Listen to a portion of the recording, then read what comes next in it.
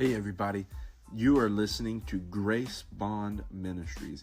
Grace Bond Ministries is about sharing the Word of God, having conversations about difficult topics, talking about apologetics, coming together, tackling issues, answering questions, studying the Scripture, doing devotionals.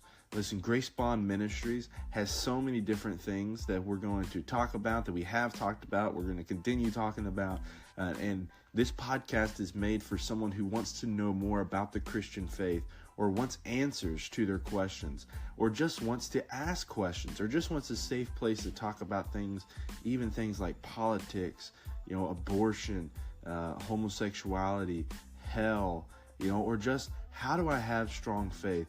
That's what you're going to get when you listen to Grace Bond Ministries.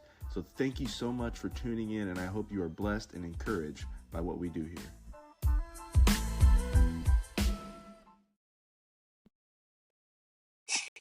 Howdy, welcome to the Grace Bond Ministries podcast. We're excited about this episode as we are kicking off a new series talking about AI, artificial intelligence, and we're going to go pretty deep into this topic and even put it into action. So, but today we're gonna focus in on what is AI and why is there such a strong response to it from Christians, whether that be positive or whether that be negative, and then kind of what's the theological framework that we need if we're going to address AI or figure out how do we respond to AI. So. We will see you guys back here in just a second. For it is by grace you are saved through faith, not of yourselves, but it is a gift of God. Ephesians 2:8. Welcome to Grace Bond Ministries. All right, so let's get into this. So Christian, what kind of stuff well, first of all, we got to talk about our lives. Live. Man. How would you describe your life right now? It's like going down a roller coaster and you're in the middle of a corkscrew. It's kind of what I felt like these past couple of weeks. Running that not running the 5K, being in charge of a 5K along with our member for a youth fundraiser, and then finishing up Upward Basketball. And now we've got D now in 2 weeks. So I feel like I'm in the middle of a corkscrew, just trying not to throw up or fall out the wagon. So that's kind of how life feels right now. But how would you describe your life right now, James? Well, I got a better one. Ooh. I've got AI's description of my life right now. How did you do the picture challenge? Right now feels like a high-capacity engine running a full tilt, faith, thoughtful, and driven, but constantly carrying weight. You're leading a church with conviction. Probably shouldn't share that one. Dealing with problems with calm firmness, planning sermons and events, recording podcasts, managing budgets, trying to refine a productivity system that won't overwhelm you. And at the same time, you're a present husband to Allie and father to Emerald. And I guess AI doesn't know about my other kid, Onyx. Intentionally protecting Fridays, planning Disney days, and wanting your home life to feel steady rather than chaotic. And beneath it all, there is a deep self-awareness. In short, you're a committed shepherd and father trying to build something sustainable while carrying more emotional, spiritual, and organizational weight than most people see. So that's what my life's like right now. Again, man. AI is pretty smart, except it doesn't know you have another kid. So yeah, AI is not foolproof. but anyways, it is. The AI and all this, it's kind of become a bigger topic, it seems like, recently than from before. I guess it's always really been a topic, but just kind of had different names, and now it's really just addressed as AI just because of of different programs and AI programs, and they're literally called AI programs. Like I have a scheduling program that's called Reclaim AI. And so I feel like the conversation is going straight into that now, but actually it was really interesting. We'll talk about it in a second, but artificial intelligence has really been around uh, since the 1950s, right after the computers were made. That's when the discussions and research started happening. But anyways, we're going to start off with this, just kind of getting into it. Is we're a Christian podcast. We focus on Christians and things, but and if you're not a Christian, you're listening to this, I hope that you can glean something off of this, and just see a balanced approach to this. But the first thing, just kind of to discuss is why does this conversation really matter for Christians? Why does this conversation really matter? So, Christian, you want to take that off? Take that off. Start that off. Take off. Got you. Whatever you need Blast to do. off. Jimmy Neutron version. No, I mean, this is a topic that is not going to go away. It's only going to get more and more deep. And I think they're going to slowly and continually just build what AI looks like. I mean, they've gone from using on first computers to trying to make robots that are used on AI to all this Face ID and everything else. It can be found everywhere. It can be used everywhere, and we use it a lot more than we think we do. So I think it's a discussion that we need to have where we can use it to its best abilities and before you can go into using it, you've got to understand what it is. And so it's kind of where we're at. We want to talk about why it's important. It's because we can use it for the kingdom of God. We can use it for his glory. We've just got to figure out where to start with that. It was interesting. I was talking to a pastor a few years ago of a pretty large church, and he told me they had to actually made like a I don't know, kind of like a resolution, I guess, about AI. And shared it with the whole church. Now, granted, he's got a big church, so it's you got to be careful how you address things or whatever. But and plus, you got to. It's just when you got a bigger organization, it's just things like that are a little bit more important for everybody that is working or doing ministry, that kind of stuff. But honestly, there is no way around AI anymore. I mean, no matter what, even if you tried, unless you decide to go out, into the wilderness and never come out again, you're probably, that's going to be about the only way you can get away from AI, or go to some third world country, but eventually it'll start being there too. So, so I think though, because, we are going to talk about some dangers that come along with that as well. And then there's some positives. And I think the fact that there are some good things it can be used for, and there are some bad things it can be used for. I think it's very helpful to have this conversation. I think it's very important. And, especially for us as ministers, people are going to ask, people are going to be thinking it, people are already talking about it, Christian and I are just pretty late to the game, to be honest, yeah. But, so hopefully as we get into this though, I hope you can see even deeper why this conversation matters to each individual Christian out there, as we figure out how to apply this to life. So anyways, let's jump in. Did you have anything else there, Christian? No, I think we're ready to jump in what we got. Okay, I didn't see you do your raise hand button, but I figure I stop anyways. Sorry, I'll try to raise my hand, teacher. All right, so we want to jump down and talk about a little bit about what is AI. And, I really couldn't put this to words, and I found this YouTube video. You just type in what is AI. It's a 5 minutes made by Simply Learn, their YouTube channel. And but anyways, it kind of explains what AI is and how it's developed, how it gets knowledge, that kind of stuff.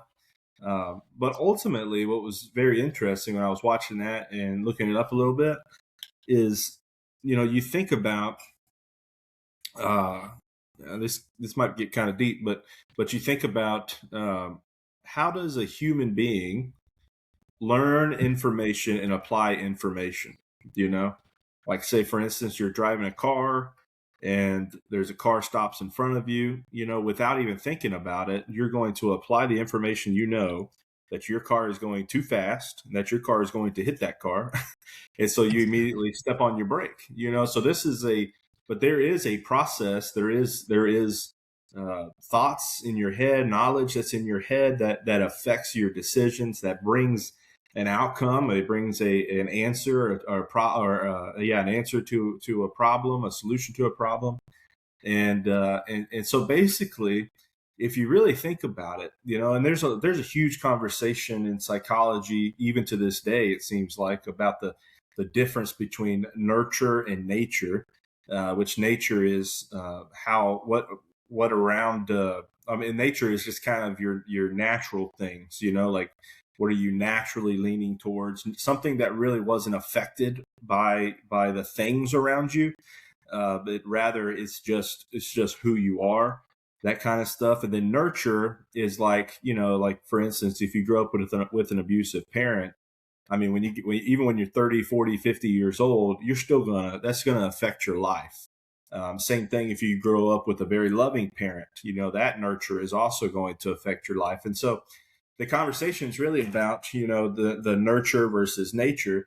But anyways, I say all that to say this is those two things, a lot of times they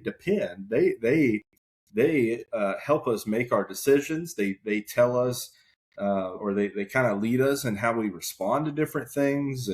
And so basically that's what AI is trying to do. They're like, okay, humans can do this. Like we can do this. We can do this at pretty decent speeds, but a computer can do it even faster if you just give it the right algorithms, you give it the right equations.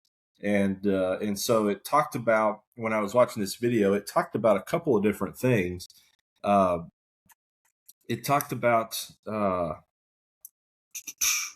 it talked about how basically AI kind of does three different things. It can research, which is going to be important for further discussion, because you got to figure out what exactly is it researching, where is it getting its information from, and then also it I guess adapts was the word they used, but it adapts, and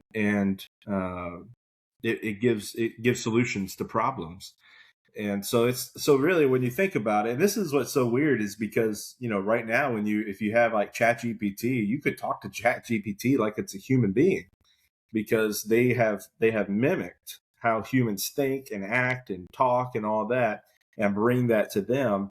And specifically, they actually do it based on the information that you've given them. And so I think that's very important too, as we continue this discussion, to think about, especially with ChatGPT. It's been shown, numerous times that ChatGPT it adapts to you as you feed it information, as you tell it yourself. It's gonna tell you things that fit more in line with like your worldview.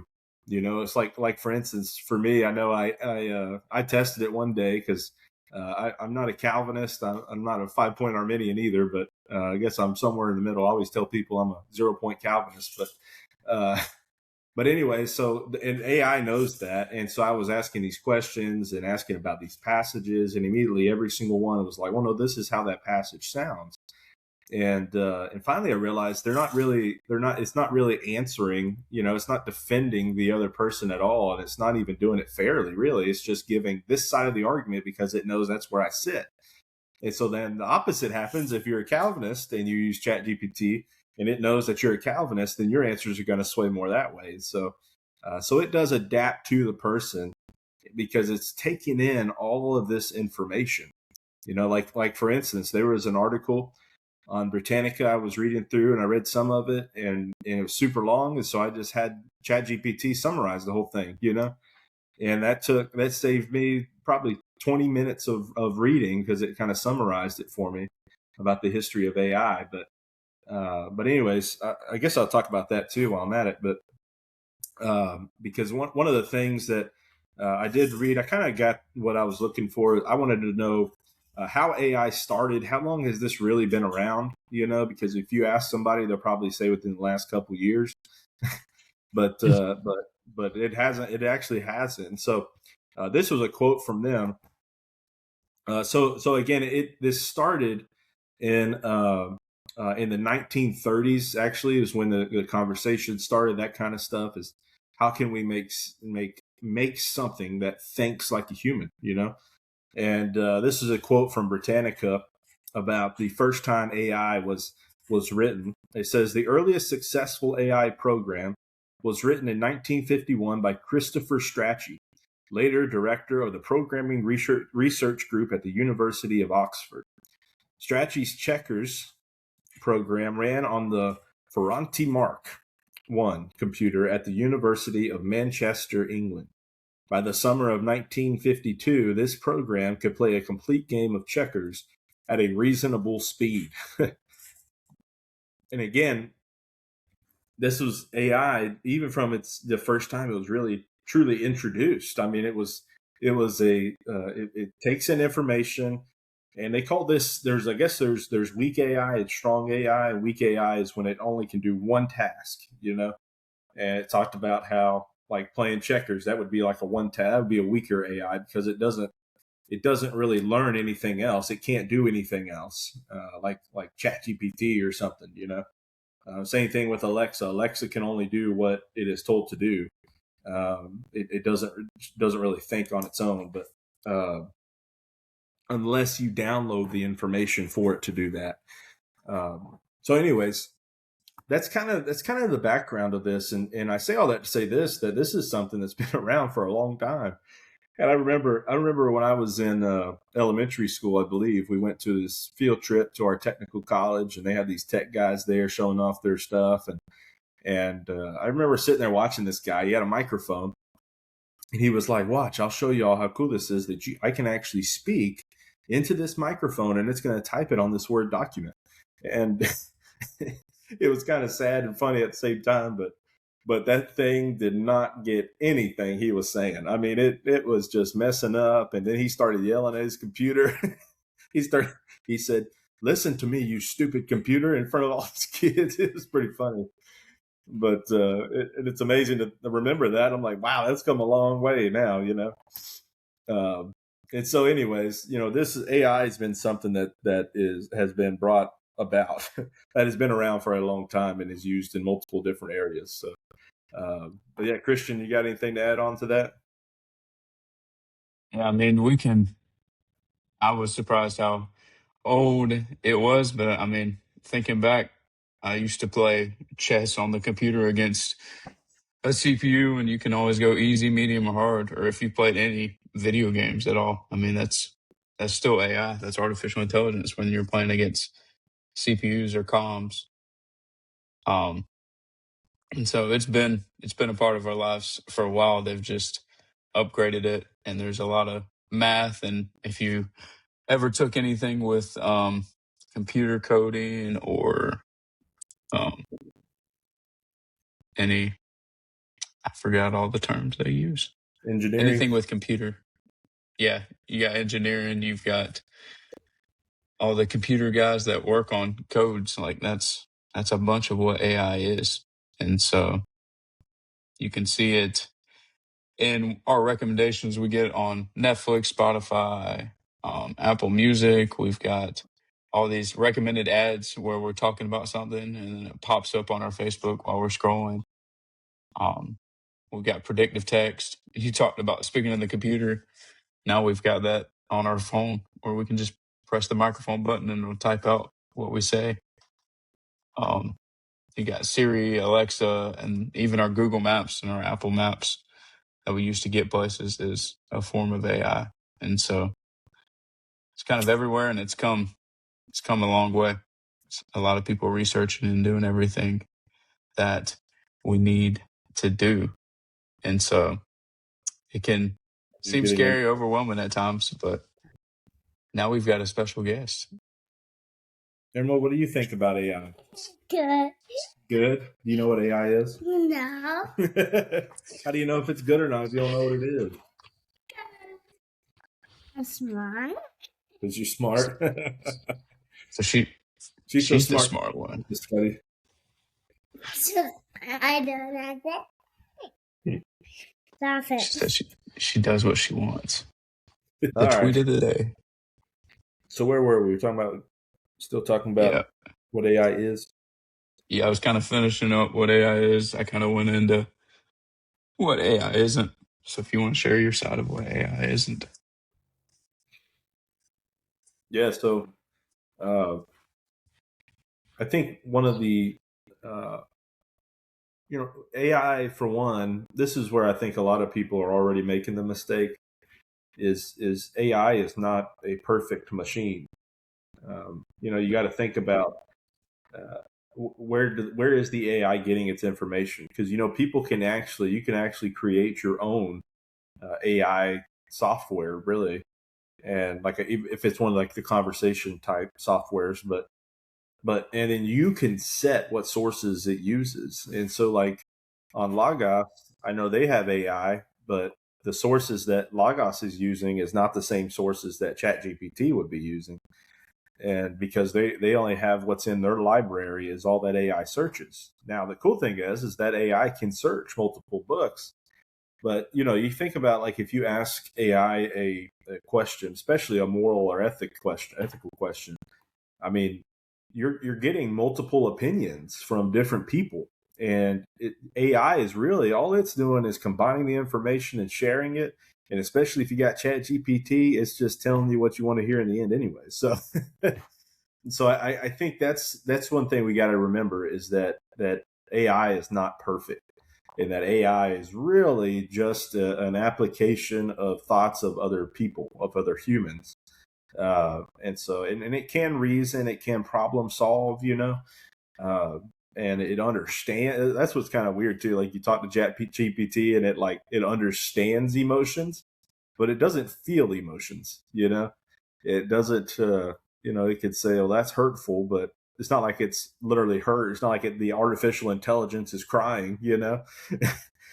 And so I think that's important too. Just realizing, hey, this is not a person. This is it's basically a database that lets you talk to it in conversational tone than anything else. And honestly, that's one of the greatest ways, and we'll share more about this on the next podcast, but one of the greatest ways it's helped me is like if you start researching, like we were taught to do in school and stuff. I mean, you got to get the sources, you got to find the sources, make sure they're reliable sources and all that stuff. And when you have a question, it's hard to really get and find, inside of those sources, it's hard to get and find the answer that you're trying to get. If you're asking for something very specific, which a lot of times I do, but now if I can have a conversation, I can have it like dig deeper into whatever source or whatever, especially if you send it like a PDF and you say, don't use anything else but this PDF, and it can analyze it and give you answers from that PDF. And and I'll share more about how we use that in the future, but also too, AI, because it's not a human being, it has no soul. It has it's not like it's not an image bearer of God, like human beings are. It is simply a tool, a database of information, really, information and reasoning. And so anyways, it's kind of more so like what AI isn't, and we've already kind of talked about what AI is. Now what we want to do though is we want to move this forward, and we want to kind of set a theological framework. We want to set what you would need to know, kind of as I worded to Christian earlier, is we set kind of what presuppositions would you want to take before you start talking about AI. From the scriptures, what principles from the scriptures are going to affect what we're going to talk about on the next episode, which is basically the pros and cons of AI and using AI for various things. And so we're going to jump into that here now. let's start with the verse. We were just talking about how I was just talking about how AI isn't an image bearer of God. And it actually says in Genesis 1:26, it says, "Then God said, let us make man in our image according to our likeness, and they will rule the fish of the sea, the birds of the sky, the livestock, the whole earth, and the creatures that crawl on the earth." And so, from the very beginning of creation, we are made in the image of God. Um, it actually says in James 3:9, this just popped into my head too. With the tongue we bless our Lord and Father, and with it we curse people who are made in God's likeness. So this idea of being made in God's likeness is very important. Because I've played around with ChatGPT. I ask it spiritual questions, different things, and ChatGPT is kind of tries to stay positive, and kind of leans more that way, I guess, more neutral take, I guess, than against or whatever.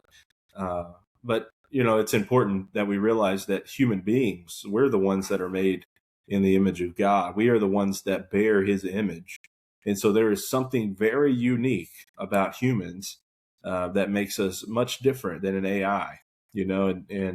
And I've heard of all these. There's all kinds of AIs out there that you can, like you were talking about, you have a pretend girlfriend or boyfriend or whatever, and I was just listening to the Gospel Coalition talking about it, and one of the guys was saying, that's concerning, because it's like, are we really gonna start isolating ourselves and having relationships with things that aren't actually people or aren't actually God image bearers?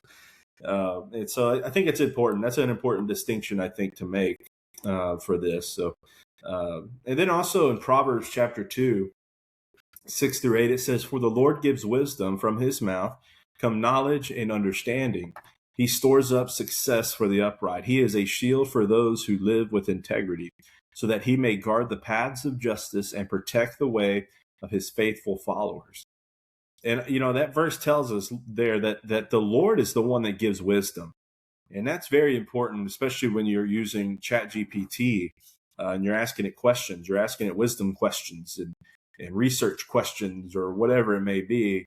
To remember that all wisdom comes from God, and again, all the wisdom that AI has comes from what human beings have developed, or it's from reasoning or problem solving.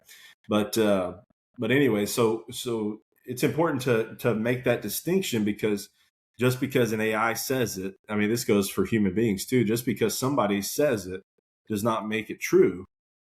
What makes it true is if God has said it or God has revealed it. And so we got to be very careful with that, because then a lot of people, I've already seen it, like people will start speaking with such authority, like they just know for certain all these things because they AI'd it, and AI backed them up and gave them some evidence, but we got to remember that all wisdom comes from God, and any wisdom that contradicts God's wisdom is not true wisdom. It's lies that Satan has instilled into the world. So, but yeah, I'll turn it back over to you, Christian, if you want to share some of the scriptures you wrote down. Yeah, it's definitely true that it's a man-made system. It makes mistakes. I forgot. I think we were researching the champion or who won the Super Bowl at a certain year, and it couldn't tell us the actual person. The one team that they told us wasn't actually the team that was like the year before. Like, there's still mistakes. It's like us in high school using Wikipedia, and all our teachers yelled at us if we tried to use that as a source, because they're like, anybody can put anything into Wikipedia. It's like, yeah, I guess you're right. As much as and as easy as Wikipedia was. But different verses that kind of point to this. 1 Corinthians 10:23 says, all things are lawful, but not all things are helpful. All things are lawful, but not all things build up. It's one of the things that's good in theory, but a lot of it can be used for bad. A lot of it can be used for good. And so it's one of those things where we have to be wise in how we use it. And we'll talk more about that next podcast. But 1 John 4:1 says, "Beloved, do not believe every spirit, but test the spirits to see whether they are from God. For many false prophets have gone out into the world." So it's one of those things. It's not a living being. It's not a spirit, but it was made by us. And so we must test whether can be useful to us and if it's of God, like if it can give us any spiritual benefit and push us closer to God. If not, we need to flee from it. We need to push it away, not have it in our lives. And then Colossians 3:17, whatever you do in word or deed, do everything in the name of the Lord Jesus, giving thanks to God, the Father, through him. So if you're using AI, any form, how are you using it to the glory of God? A lot of jobs now encourage you to use AI. A lot of pastor friends I know use AI just to help summarize, help research a lot faster. You can get a lot more done using it because it can pull many things at once, whereas we can't. And so it's very useful, but like anything else in theology, anything else that's in the world, good can come from it, but also evil. Starting from the very beginning of the garden, I mean, everything was perfect, but there was an opportunity for evil, and we chose that opportunity. So we've got to be aware of our flesh, aware of just how our sinful nature can take over and how we can be used.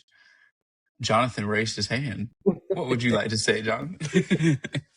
I was going to say, it just pops in my head. I mean, just thinking about even the Bible. I mean, we all know the Bible is for good, but I mean, how many times throughout history has the same words of the Bible been used for just terrible acts of evil? Yeah. I just think about that too. Yeah, slavery, the Crusades, just how women were treated for the longest time, even then, and you can see that in biblical society. I listened to one podcast talking about AI and how it can be used to like undress people. You can make it do that, and there's ways to make it do all these different crazy things. And so there's definitely evil in it. You got crime shows talking about how AI would tell people to kill the other person. Like, you got some crazy stuff. Now, that's just a show, but half of those shows are based on realities. We just know that we have to know the evil that constantly tries to attack us, the evil that's within our flesh, within our sinful nature, and how to correctly look at the truth of God, that he is the truth, no matter what happens. So, now I think we can get into why Christians are reacting the way they are, either for or against AI. You want to start that off, Jonathan? Yeah, sure. It's interesting. There has been either, you talk to people about AI, and some people will say, well, it's of the devil. Basically, you should stay as far away from it as possible. Other people are like, well, no, I mean, as long as you use it wisely, as long as it's a tool, there's been a lot of conversations. Christian, I'm sure you're in some of those same Facebook groups I'm in, but even among pastors, of how can a pastor use AI while still being a faithful pastor, a faithful preacher, and and not just copywriting everything they preach and all that kind of thing. So it's interesting that there has been a strong response. And it's funny though that I was thinking about this. Like there's certain things that like if you're not really tempted, if it's not something that is not everything is as tempting to everybody. So it's like but I was thinking about how like even in like even with me I've never I've been interested to say, hey, let me take a drink of alcohol. We talked about this on the alcohol podcast, but I've never really been tempted. It really hasn't been as big of a struggle for me as it would be for somebody else. And so the same thing with AI. Somebody could say, well, you need to stay as far away from AI as possible. You don't need to use it. It's of the devil. It's evil. and that's easy for them to say because they don't even use it anyways. They wouldn't even know what it does, the benefits of it, the tools that it has, And so, I think that's one of the reasons I just the response is so strong, is because some people I don't think people really know as much about it. But then on the other side, there's a lot of people that are like, just kind of willy nilly about it. Like, it's not that big of a deal. Don't worry about it. Whatever. It's just the same thing we've always had. But I think that's also a danger too, because then you're undermining what this tool can do, for good or for evil, and so you got to be careful with that side of things too, because AI is certainly being used for evil. And I had this thought the other day about how, when I would talk to people and they would talk about AI, or we were talking about something deep, that they would that they would uh, they would research something using Google, and then Google has its own little AI box now that pops up too. But they would Google it and see it in AI, and then they would apply it. I mean, that was it. And one of the things I realized is that our access to information is getting even greater, even faster. The problem is psychology is not. I'm not psychology. Philosophy is not, and so people just don't know how to think. If you're used to just getting information and running with it. And so that's another one of the dangers that I see, or one of the responses I see, I guess. I think it's dealing a lot with how we've treated technology. I mean, it's the same thing from their very beginning. We're giving a lot of people access to smartphones, access to websites, the internet, especially with kids. It's everything they want to know, need to know at the palm of their hands. And so if there's not any boundaries, the Bible tells us without order comes chaos. Like, it opens up to all kinds of evil. It opens up to them looking at all these things that they shouldn't be looking at. And our brains, especially as kids, are not able to process things. Like, that's scientific. And if there's nobody to teach us those things, nobody to teach us how to process these things, then we're going to use them for what we think might be good. But it's so hard now in the age where we're at to be able to discern what's good and what's evil. And we've talked about that plenty, about how everything you see on the internet, all the articles, half of it's fake, half of it's real. And so if you don't go and try to discern, try to figure it out, you're going to be telling a bunch of people something that's not even true if you see it and run with it. So I think the way we use technology has to be used with discernment, used with wisdom. And this AI is just another reflection of that, is that we have to use discernment, and we've got to teach each other how to use it well, and keep each other accountable for how we use it and when we use it, and on how to research, because it's still it's not a new concept, but AI is still something new to process. And like all of our parents and everything else, like, they've got to be able to look at it and learn this new technology that they never had that learning curve. They never had that, how to use that type of discernment to figure out what's actually happening. It was a lot easier on a newspaper back then to kind of figure it out. Everybody wasn't trying to lie to you or push something that wasn't there. So, and it'll probably only get worse from here. So, very, very encouraging message, but kind of a reality, especially depending on your belief of the end times. But we won't get into that.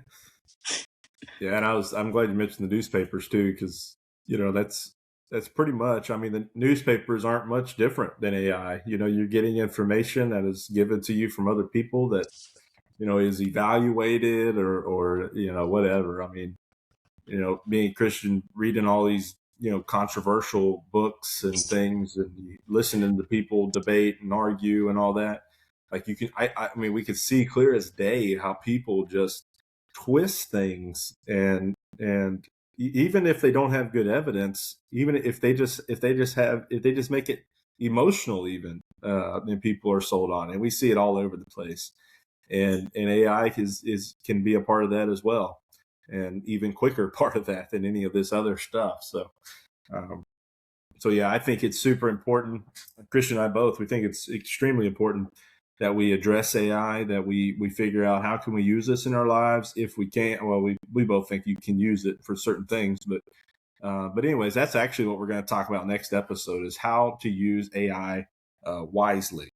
How to use AI wisely. And then after that, on our last episode, it sounds like we probably are going to just open Chat GPT and just play around with it and talk about, show some of these different things and all that. So looking forward to it. And that's going to be a fun episode. So Christian, you got any final remarks? Yeah. I mean, whether you're against AI, whether you're towards AI right now, I encourage you to just think more about it. Watch this video, watch some other videos from some trusted resources. If you need to ask us what we think trusted resources are, just let us know. We can try to point you in the right direction. But it's something that's here, it's something that's prevalent, and it's something that you need to know, because everything, like we've seen, even in the medical field, papers are almost non-existent now. Everything's going on the computer. This technology is here, and we've got to be able to help point people to Jesus through that, or else the world will. So let's be good stewards of what God has given us. Amen. All right, y'all. Well, thanks for tuning in. We will see you guys on the next podcast. And listen, drop some comments or anything if you're like, hey, this may be something good to address while you're talking about AI.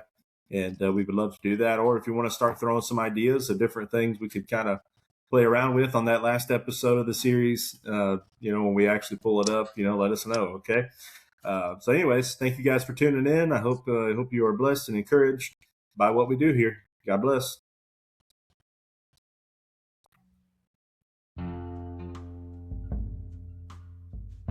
Thank you so much for watching the Grace Bond Ministries podcast or listening to the podcast.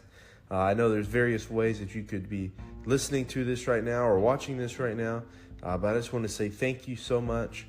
And if you would, wherever you're listening, if you're listening on YouTube, subscribe to the YouTube channel. On the podcast, please leave a 5-star review and write a little thing in there. If you're on Facebook, leave a comment. Let me know how this impacted you, or even any other questions or comments or concerns you may have. And also, if you have an idea or you have something you'd really want to talk more deeply about, you can always email me at gracebondministries@gmail.com. But thank you so much. Remember, for it is by grace you are saved through faith, and not of yourselves, for it is the gift of God. Thank you for listening to Grace Bond Ministries.